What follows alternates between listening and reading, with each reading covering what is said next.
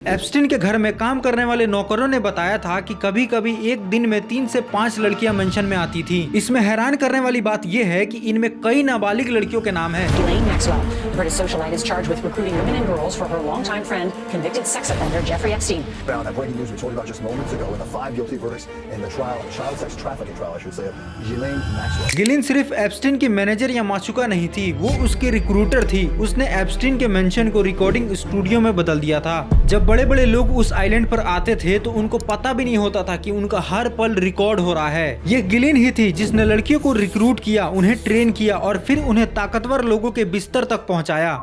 Jeffrey and all co-conspirators did to me. I was raped repeatedly. I was raped 3 times a day, sometimes. Gillin का तरीका बहुत ही शातिर था। वो सीधे गंदे काम की बात नहीं करती थी। पहले वो उनकी कमजोरी पकड़ती थी। वो उन्हें कहती थी, तुम बहुत सुंदर हो, तुम्हें मॉडल होना चाहिए। इफ यू वांट, मैं तुम्हें दुनिया के सबसे बड़े डिजाइनर से मिलवा सकती हूँ। क्या तुम्हें पढ़ाई के लिए पैसे चाहिए? मेरा दोस्त है, तुम्हारी मदद करेगा। आमतौर पर लड़कियां किसी अनजान मर्द पर भरोसा नहीं करती थी, लेकिन जब उन्हें एक हाई क्लास पढ़ी लिखी औरत मिलती तो उन्हें लगता कि यह तो उनका भला चाहती है। वो उन्हें महंगे शॉपिंग पर ले जाती, स्पा ले जाती और उनका भरोसा जीत लेती। और फिर जब लड़कियों को एप्स्टीन के घर लेकर पहुंचती तो गिलिन माहौल को नॉर्मल दिखाती, उनका हाथ पकड़कर उन्हें एप्स्टीन के बेडरूम तक ले जाती और कहती, जेफरी थोड़ा थका हुआ है, क्या तुम उसे एक पर्सनल मसाज दे सकती हो? इसके बदले तुम्हें ढेर सारे पैसे मिलेंगे। कई बार गिलिन खुद को उस कमरे में मौजूद रखती थी ताकि लड़कियों को डर ना लगे। वो उन्हें कहती थी कि ये नॉर्मल है, अमीर लोगों में ऐसा होता है। एक औरत ने ही लड़कियों का सौदा किया, उन्हें ग्रूम किया और दरिंदों के आगे परोस दिया।